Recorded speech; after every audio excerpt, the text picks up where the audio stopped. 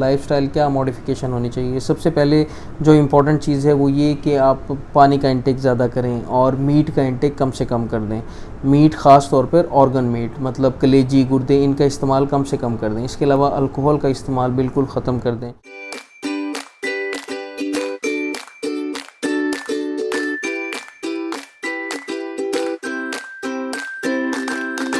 अस्सलाम वालेकुम जी, welcome to Uro Talks with doctor Haris. मेरा नाम डॉक्टर मोहम्मद सिद्दीक हारिस है और मैं कंसल्टेंट यूरोलॉजिस्ट हूँ। Nowadays I'm working as a senior registrar in Sheikh Zayed Hospital, Rahim Yar Khan, as well as a consultant urologist in Doctors Clinic Sadiqabad. आज जिस topic पे हमने जिस इम्पोर्टेंट टॉपिक पे बात करनी है वो है यूरिक एसिड। आज हम जानेंगे कि यूरिक एसिड क्या होता है और इसका किडनी के ऊपर क्या इफ़ेक्ट होता है। यूरिक एसिड बेसिकली अगर ज़्यादा हो जाए तो बॉडी के अंदर क्या क्या मसाइल का सामना मरीज़ कर सकता है। चलिए आज की वीडियो शुरू करते हैं। बेसिकली सबसे पहले हमारे लिए जानना ये ज़रूरी है कि यूरिक एसिड होता क्या है।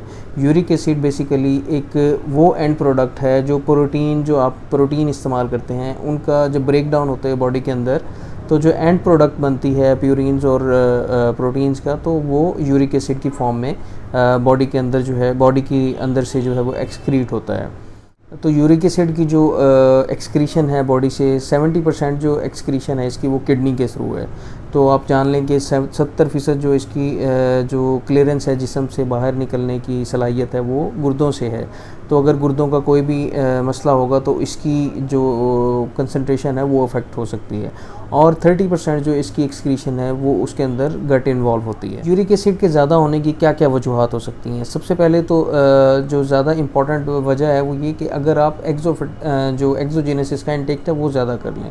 कुछ पेशेंट्स अगर जिनका मीट इंटेक काफ़ी ज़्यादा है उनकी बॉडी के अंदर यूरिक एसिड की प्रोडक्शन जो है वो ज़्यादा हो जाती है और यही वजह है कि उनके खून के टेस्ट में यूरिक एसिड आपको ज़्यादा देखने को मिलता है। इसके अलावा अगर बॉडी के अंदर जो मैंने दो चीज़ें बताई हैं जिससे एक्सक्रीशन होती है यूरिक एसिड की, अगर इसकी एक्सक्रीशन इफेक्टेड हो जाए, मतलब या तो किडनी डिजीज़ हो जाए या फिर कोई गट से रिलेटेड डिजीज़ हो, कोई गट की सर्जरी हो या शॉर्ट बाउल सिंड्रोम हो या फिर कोई इन्फ्लेमेटरी बाउल डिजीज़ हो, इन सब चीज़ों के अंदर यूरिक एसिड अगर जिस्म से बाहर नहीं निकलेगा तो जिस्म के अंदर इकट्ठा होना शुरू हो जाएगा, जिसकी वजह से जो यूरिक एसिड की कॉम्प्लिकेशंस हैं वो सामने आ सकती हैं।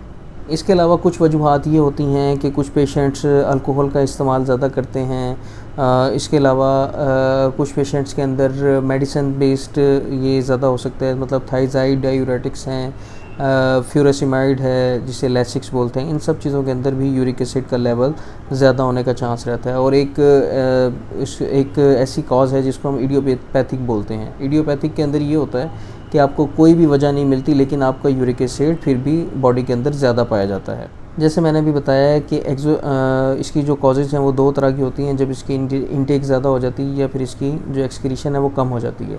इंटेक ज़्यादा होने की वजह जो है वो सबसे ज़्यादा है ऑर्गन मीट का इस्तेमाल। ऑर्गन मीट बेसिकली कलेजी और गुर्दे का इस्तेमाल ज़्यादा करना, इसके अंदर जो है यूरिक एसिड कंटेंट जो है वो काफ़ी ज़्यादा बॉडी के अंदर जो है वो फिर प्रोड्यूस हो जाता है, जिसकी वजह से जो है पेशेंट जो है वो हाइपर यूरिसीमिया के साथ प्रेजेंट कर सकता है। इसके अलावा अल्कोहल का इस्तेमाल करने से भी यूरिक एसिड का लेवल ज़्यादा हो सकता है। और कोल्ड ड्रिंक्स जो ख़ास तौर पे हम यूज़ करते हैं आजकल की जनरेशन में बहुत ज़्यादा कॉमनली यूज़ किया जाता है, इसके अंदर फ्रुक्टोज़ होती है। फ्रुक्टोज़ जो है ये एक यूरिक एसिड प्रोडक्शन के अंदर इंक्रीमेंट करने का एक काफ़ी ज़्यादा इम्पोर्टेंट कॉज बनती है।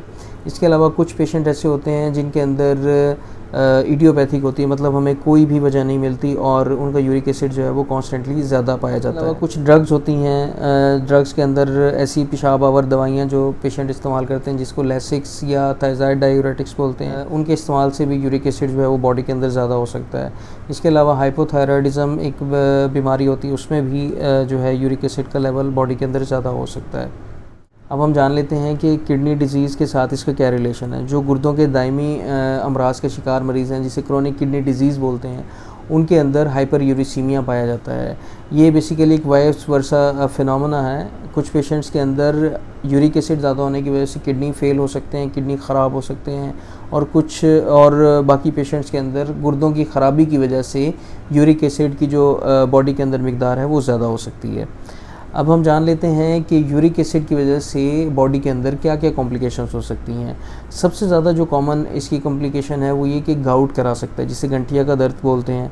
गाउट करा सकता है। दूसरे नंबर पे यूरिक एसिड स्टोन बॉडी के अंदर बन सकती हैं। तीसरे नंबर पे जो है एक्यूट किडनी इंजरी, मतलब फौरी तौर पे गुर्दे का ख़राब हो सकता है, और क्रोनिक किडनी डिजीज़। तो ये चारों कॉम्प्लिकेशन हैं जो ज़्यादातर पेशेंट हमारे पास हाइपरयूरिसीमिया के साथ प्रेजेंट करते हैं।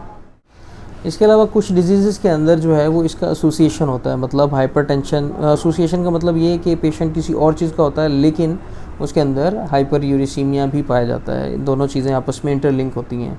इनके अंदर जो है वो हाइपरटेंशन के पेशेंट्स के अंदर इसकी एसोसिएशन है। डायबिटीज़ पेशेंट में, अगर डायबिटिक पेशेंट है उसके अंदर, और इसके अलावा अगर पेशेंट का फैटी लिवर है तो उस सूरत के अंदर भी इसकी एसोसिएशन जो है वो हाइपरयूरिसीमिया के साथ पाई जाती है। इसके अलावा कुछ पेशेंट्स में हार्ट डिजीज़ के जो केसेस होते हैं, हार्ट डिजीज़ के पेशेंट के अंदर भी इसकी एसोसिएशन हाइपरयूरिसीमिया के साथ पाई जाती है। अच्छा, इसके अलावा इसका जो यूरिक एसिड का जो एसोसिएशन है वो किडनी स्टोन्स के साथ भी है।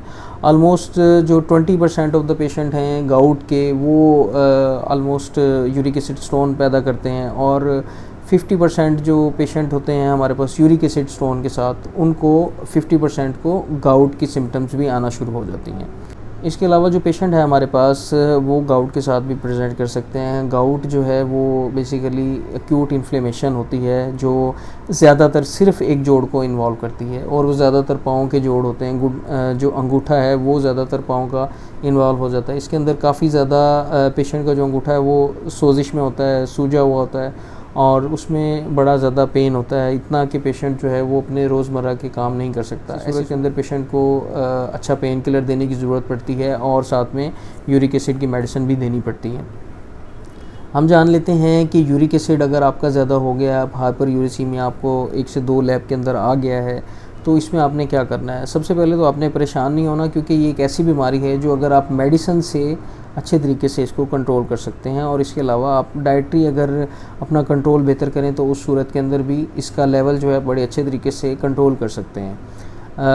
सबसे पहले अगर मैं मैनेजमेंट की बात करूं तो एक ऐसा पेशेंट जो बिल्कुल एसिम्प्टोमेटिक है, मतलब उसका लैब हमने कराई है और उसके अंदर यूरिक एसिड का लेवल ज़्यादा आया है लेकिन उसको कोई भी सिम्टम नहीं है, तो ऐसे पेशेंट के अंदर किसी भी किस्म की दवाई देने की ज़रूरत नहीं होती। ऐसे पेशेंट को हम लाइफस्टाइल मॉडिफिकेशन एडवाइस करते हैं। सबसे ज़्यादा हम उसको एडवाइस करते हैं कि पानी का इंटेक काफ़ी ज़्यादा करें। जितना पानी का इंटेक अच्छा करेगा उतना ही ज़्यादा यूरिक एसिड को कंट्रोल होने में, सॉल्यूबल होने में फ़ायदेमंद साबित होगा। इसके अलावा जो ऐसी डाइट हैं जिसके अंदर यूरिक एसिड का लेवल ज़्यादा होता है, उनको आपने मतलब ऑर्गन मीट जो है उसको कम से कम कर देना है, ताकि जो ये यूरिक एसिड का लेवल है ये कंट्रोल में आ जाए। इसके अलावा हेल्दी लाइफस्टाइल अपनाना है, डेली जो है एक्सरसाइज करनी है या एटलीस्ट वॉक करनी है, और अच्छा हेल्दी खाना खाना है, और कोशिश करनी है कि जंक फूड का इस्तेमाल कम से कम करें। यूरिक एसिड के लिए जैसे मैंने बताया एलोप्यूरिनॉल और फेबुक्सोस्टेट हम ज़्यादातर यूज़ करते हैं। इन ड्रग को यूज़ करने की कुछ इंडिकेशंस होती हैं, वो मैं आपसे डिस्कस कर लेता हूँ। सबसे पहले तो ये कि हमने यूरिक एसिड का लेवल प्रॉपरली 24 आवर्स के अंदर हमने चेक करना होता है कि यूरिन के अंदर कितना जो है वो यूरिक एसिड एक्सक्रीट हो रहा है। अगर उसकी अमाउंट नॉर्मल से ज़्यादा हो तब उसके अंदर हम फिर ट्रीटमेंट की तरफ पेशेंट को लेके जाते हैं। और इसके अलावा कुछ ऐसी कंडीशंस होती हैं जिसमें स्ट्रेट फॉरवर्ड हमने मेडिसिन जो है स्टार्ट कर देनी होती हैं।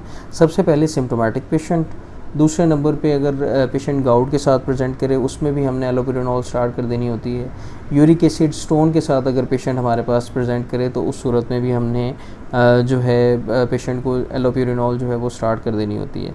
कुछ ऐसे केसेस होते हैं जिनके अंदर किडनी डिजीज़ के साथ पेशेंट प्रेजेंट करते हैं, तो उस सूरत में भी हमने इस ड्रग को स्टार्ट कर देना होता है। इसके अलावा जो कीमोथेरेपी के पेशेंट हैं जिनकी कीमोथेरेपी हो रही है, तो उनकी जिस्म के अंदर जो सेल्स हैं वो ब्रेक डाउन होते हैं, जिसकी सूरत में काफ़ी ज़्यादा पेशेंट का जो है वो यूरिक एसिड का लेवल जो है वो थोड़ी देर के लिए टेम्परेली बहुत ज़्यादा हो जाता है।